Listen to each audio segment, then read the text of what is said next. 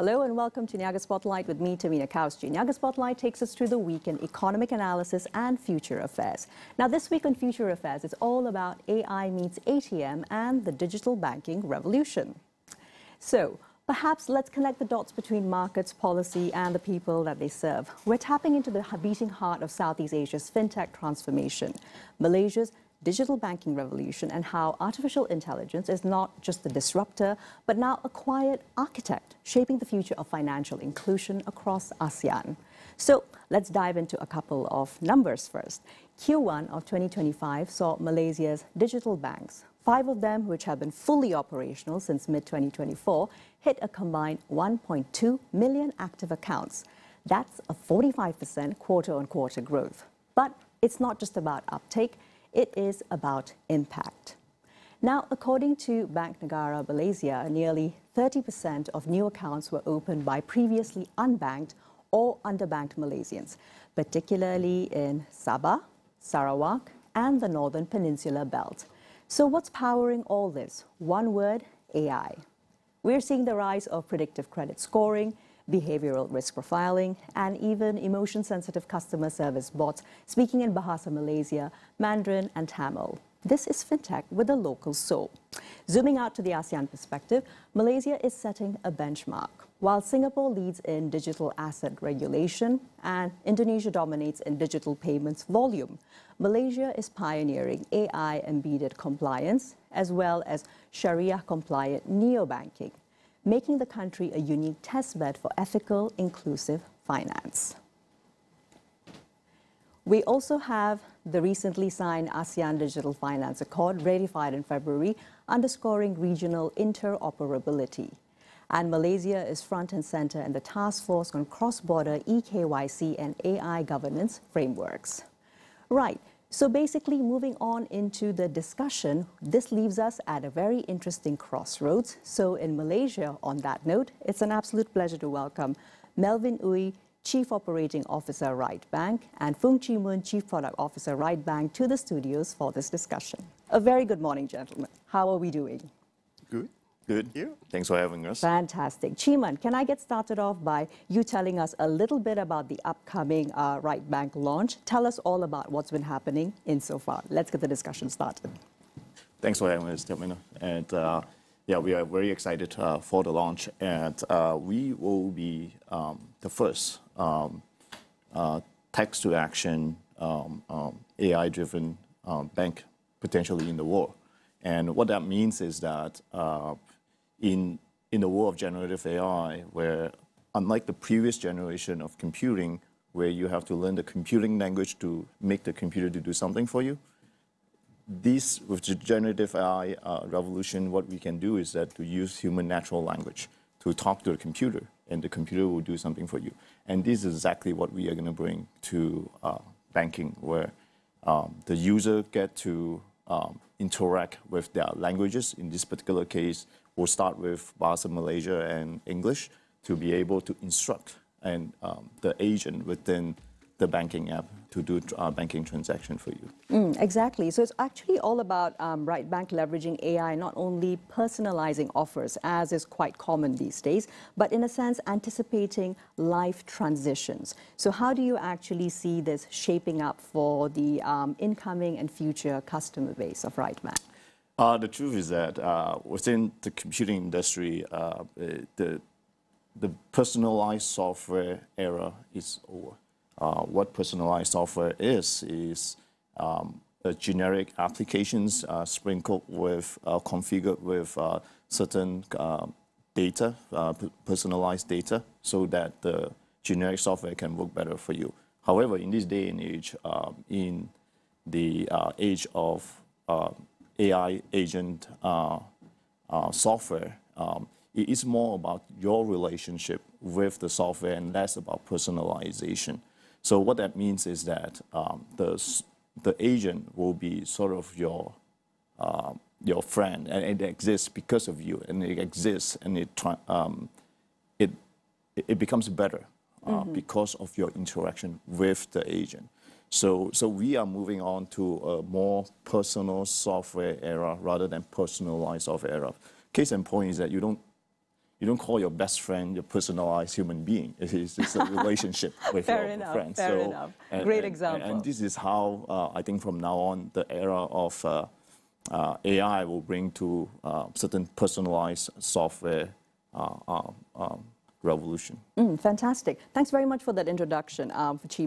Melvin, from there. So Ryt AI is your chat GPT-like chatbot. Tell me what that means, because I'm sure so many of us are very, very familiar already. It's become an essential part of our life to be using ChatGPT per se. Now there's Ryt AI. Tell me more. It's actually quite interesting because think about it. I mean, a few years ago, you are using Google's, you are keying keywords, and you try to find something, search for something. But nowadays, even my kids, they no longer use Google anymore. They use ChatGPT equivalent, DeepSeek, others. And that becomes very natural, very, very intuitive.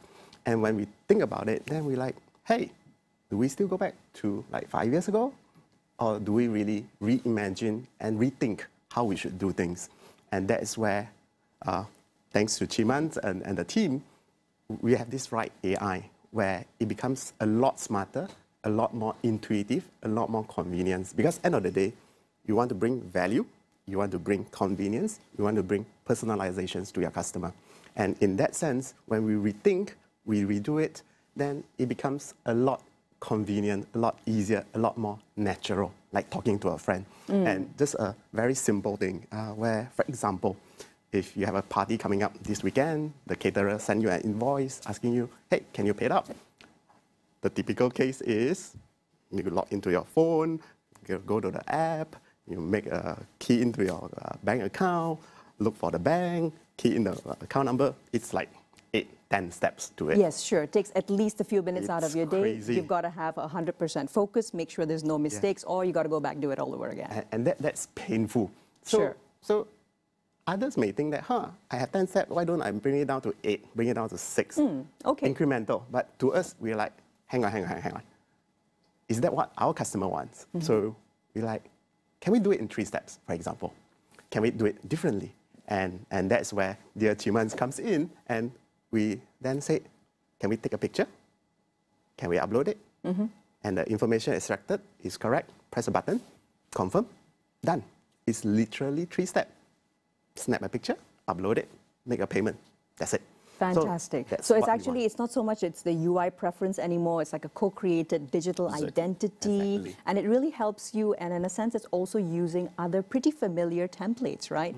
Actually, it's less so than that. It is actually the relationship with the AI agent within the app. So for example, right, so you can instruct, you can talk to the agent saying, can you repeat the transaction to Melvin for lunch? And it will be able to do that rather than going through a user interface. So it's less about the amount of steps, but it is more about how naturally you can interact with the computer system in this day and age. Exactly. And I think it's talking about the way in which connected banking is becoming more of an important table stakes in 2025. We know, of course, that the market is a little competitive. So Ryt Bank is also turning these API integrations, open data ecosystems. How are you actually leveraging on that to help the predictive intelligence, which your Ryt AI is going to be able to capture, and then, of course, make life easy on a daily basis? The advancements of generative AI makes integration work a lot easier, up to like 10 times easier than what it used to be before.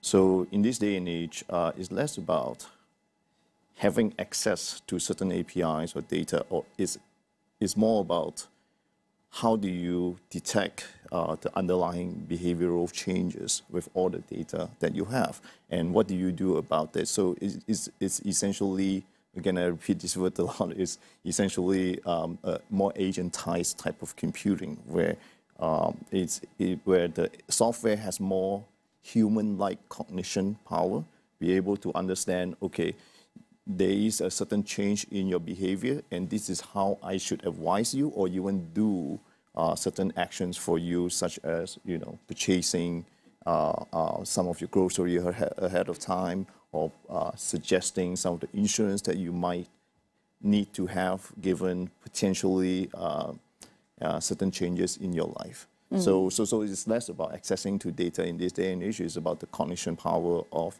behavioral changes. Exactly. What I'm hearing is that it's not just about aggregating accounts, but perhaps the Ryt AI might even evolve into a sort of a life integrator, you know, trying to harmonize the different moving parts of an average, especially urban, fast-paced working life, which also includes so many decisions that have to be made across, let's say, insurance on one hand, health, and perhaps travel allocations. How do you see that sort of a scenario, which could be something very standard for the average user who might be excited and wanting to sign up for Ryt, and how that would work out for them? So essentially, you can think of the system as a multi-agent systems. You have certain agents that is responsible for and good for your transferring money, and some agents that are good for potentially booking restaurant for you. And there's certain agents, for example, you can have, say, Shopee agent, where you through the bank app, you will be able to potentially to purchase something on Shopee that you have purchased before. So these are the kind of differentiation in the bank app in this day and age, where how the agentized version of software is so different from the previous versions of software in banking. Exactly, and it's all about, it sounds like based on the financial signals, Ryt AI is the one that's able to perhaps guide even career planning and other major big-ticket financial purchases. Going forward, it might even be more than financial signal. It could be your health signal as well, and it could be your other signals, such as, you know, like potentially your education level signals, and what do you do on a daily basis, what time do you wake up, kind of signals can be used to... Can be integrated all correct. in. So rather than having a bunch of different apps, as I'm sure more and more of us are having, but rather than convenience over time, it can actually lead to absolute overload, right? Okay, fantastic. Thanks very much. Melvin, so let's think and expand our imagination now. Can a digital bank balance the communal with the individual? There's a lot of focus on the individual, very important for us to stay organized, stay on track with finances. But what about creating digital spaces where financial goals may be even pursued collectively? Any thoughts around that? Good questions. If you think about it, human being, we are quite a social being. Yes, absolutely. And in this day and age in the digital space, our everyday life is literally on the digital space. What we eat, who did we go out to, or which trip did we go to. But if you then look back into the financial side, a lot of time you realize that, hey, that's not quite the case. It's very individualistic. Maybe it's a bit like a place of anxiety where you don't want to share too much about your information. You very carefully crafted your financial well-being. So we think about it, then we're like, what can we do differently? How do we marry the two together? How do we humanize the financial part? How do we segmentize, understand our customer a bit better, and do something very different? Without giving up too much about what is coming up, imagine if you have the capability of grouping it together. Imagine that three of us, we play badminton on a weekly basis. Right. As it is now, sometimes he pay for the court, then he'll like, oh, I pay for this, divide by 5 of us or 10 of us. This is how much each of you have to pay me. Then you have to pay each other, do it now. Then he has to check whether Melvin paid up or Melvin didn't pay up, then what's going on after that. So it's still a very disjointed, very fragmented way of doing things. Sure, you kind of have to self-organize a little bit amongst your social groups using the app. Calculator to key in, oh, this is how much it costs. Sure. We've all been there. So the question then is like, what can we do differently? Yeah. It's a very simple thing, but what can we do differently? Imagine if you can group it together in the banking app itself. Imagine you can select the friends that you have that you want to share the cost with. Imagine that you can track every single transaction, whether someone has paid, someone has yet to pay. And imagine you can even add the fun social element to it. Maybe Chee forgot to pay, and Melvin being a bit worried. And like, hey, Chee, which happen all the time. Emoji of a money and a shark, or emoji red paint splashing over. I think that's a lot of things that we can do. And we haven't humanized it, and Exactly. we haven't really bring everyone together. And that is something that is very core to our heart, how we reimagine, how we want to do it differently. Exactly, and because you mentioned the social aspect of things, right, Melvin, that immediately made me think of something which is quite traditional to our culture when it comes to saving collectively, kutu, as we call it, right?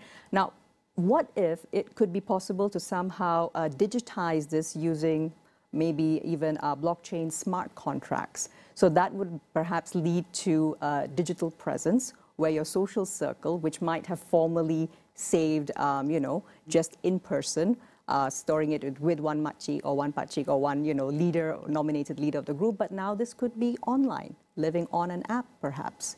And that could be the way forward, because you can also then actually manage automatically group transactions, withdrawals, and keep track of everything in a manner that's not only transparent, but gives everyone an insight into where we go from here financially. Very interesting. Thank you. Thanks very much for that. So lots of group goals and moving finance from individual to a little bit more personalized as well. Chee, I want to come back into talking about the fact that banking-wise, the expectation is that it's going to continue on 24/7. And the access is, you know, real-time, and you need to have that kind of decision support. So how does Ryt Bank use and want to be using the human and AI sort of synergy to define presence? Tell me more. So we always want the AI to be able, the agents to be able to serve human as much as possible in such a way that when, it can even predict the need before the users need it. However, we do have, whenever there is a need for it, our users will be able to call our number and be able to reach a real human being for more empathy type of support as well. And when we also built a whole bunch of tools, a whole bunch of AI as well to help our operations people to be able to more to better serve whenever there is someone calling in with certain trouble, and hopefully with not just AI serving people, is AI serving the operations that serve people. And with that, I think hopefully we'll reinvent how a bank can serve human being in general. Exactly. So the focus then would be on not so much only speed, but also emotional intelligence and guidance, right? Correct, correct. And most of us have, especially when it comes to finance, a lot of us have different needs, and sometimes some of the long tail needs might not be met, and those are something that a lot of users might be able to call into our call center, and hopefully with AI they will be able to aptly serve the users, because as we all know, as we all experience most of the time, calling in and manage to get a person might not be the end of the story. The person might not be able to help you very well. So that's something that we seek to improve upon significantly. True, exactly. So making a good case for actually doing away with the human interaction, but perhaps AI that's actually able to build a sort of a trusting relationship then, right? Correct. So I think with trust also comes emotional contextuality. Do you foresee it be possible for Ryt AI to be perhaps trained in a sense to detect maybe hesitation, doubt from what the feedback is coming in from the user? Because that could perhaps help, especially because I go back into the incredible statistic that we have. 30% of digital banking accounts are actually been opened by underbanked or previously completely unbanked Malaysians. It's a good question, and I think AI, for the longest time, are viewed as robotic and generally more intelligent than a lot of human beings. However, I think AI can actually out-EQ human beings simply because it has an infinite amount of patience. Fair enough. Unlike a human operator who Correct. may reach the end of their... Correct. Yes, yes. And from our experience, surprisingly, not just that, when you declare certain agent as AI agent, the users tend to be more patient with the AI agent simply because there's no reason to yell at an AI agent. So, Understood. It's also, it checks our cues and our feedback. correct. Yeah, So I do think eventually we will arrive at a point that AI will be a lot more understanding of human condition than human themselves. And case in point is that if you look at the trend all around the world, a lot of people are starting to use AI as their therapist. And ChatGPT specifically, that's something that is changing. Yes, exactly. And I think because you mentioned that, that also is going to lead overall to greater feedback available as a database for tailoring live interactions based on the fact that a lot of human emotions are being articulated, aggregated, and analyzed. Exactly. And this leads to the fact that I think going forward, banks are generally known as slow-moving. But I think in the age of AI, agility, AI bestows the agility to almost any organization that want to adopt it. And this is what Ryt AI will be attempting to do very well as well, which is what we want to do is to be extremely agile because one of our tenets is to be extremely user-centric. So, and the needs of users evolve across time. So what we want to do is that very quick on our feet to be able to deploy features that we think that will serve our users better as they evolve in their life. Absolutely, and as they evolve. Speaking of that, Melvin, tell me more about Ryt's designs for financial longevity, because we're not just talking about, you know, quick transfers that help your daily life. We're also talking about future planning, future proofing. I think that's where our core belief is, where we always believe that in our organizations, banking is a long game. And how do we help our customer every stages of their life? How do we, to Jiman's point, evolve with their changes, with their requirement, with their demand, and how do we cater to each and everything of this? I think it's always very tempting to be very transactional. It's always very tempting to be very tactical, do something new, do something different, do something attractive to get the customer in, then think about it later. Sure. I have a product that I need to sell. Let me get the customer in, let me sell that product to them. This is the part where we want to be a lot more user-centricity. We want to understand their goals in life. We want to understand their behavior, their preference, and even their purpose. Why do they want? What do they look for in an organizations? So to us, that is very, very essential. And how do we help them along the way? And that's something that every product that we have, how do we link it up together so that there is a very natural flow to every single persona of the customer base, that we can do it differently.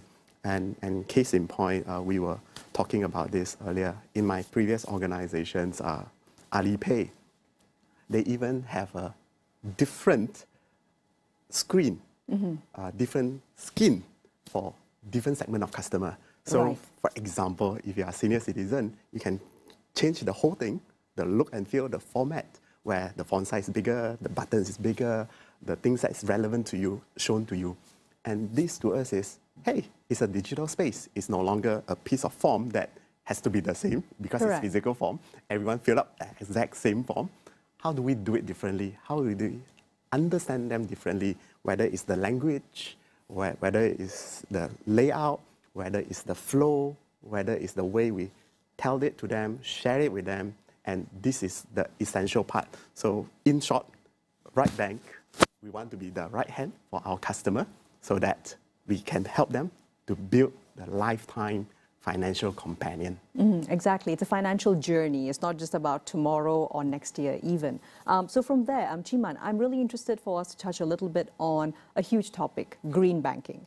Tell me about your thoughts on operationalizing this beyond just, you know, the usual carbon offsets and also ESG reporting, but also how about actually embedding sustainability into core operations? So obviously, I think like a general digital bank do already expand a lot less carbon than a traditional bank. Sure. In the sense that we don't have the footprint with the air conditioning and computing that is needed for each of the branch, right? So, and with a purely digital bank, we also don't use as much paper being printed out, simply because we have less offices and we don't send out paper on a regular statements basis. as well. Yeah. So, but beyond that is that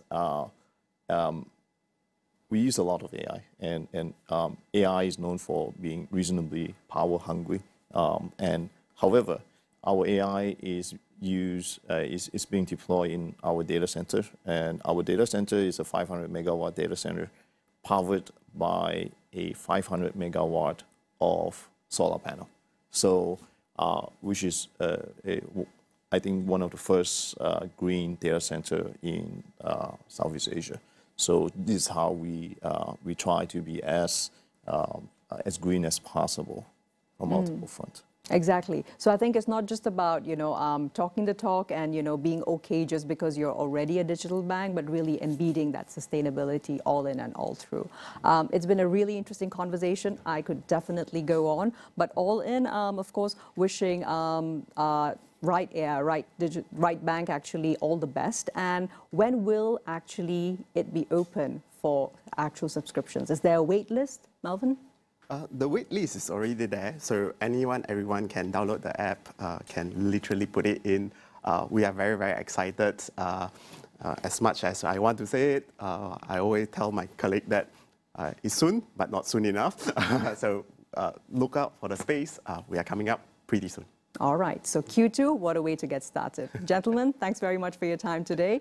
So that was, of course, Melvin as well as Chee from Ryt Bank. And that's all from NIAGA Spotlight today. Join us again next Friday, and there'll be an exclusive interview featuring MCMC and their ongoing efforts to curb digital financial scams. I'm Tamina Kavji signing off, reminding you that in this era of smart banking, it's not just systems that need to be intelligent, but policies, partnerships, and people too. See you next time.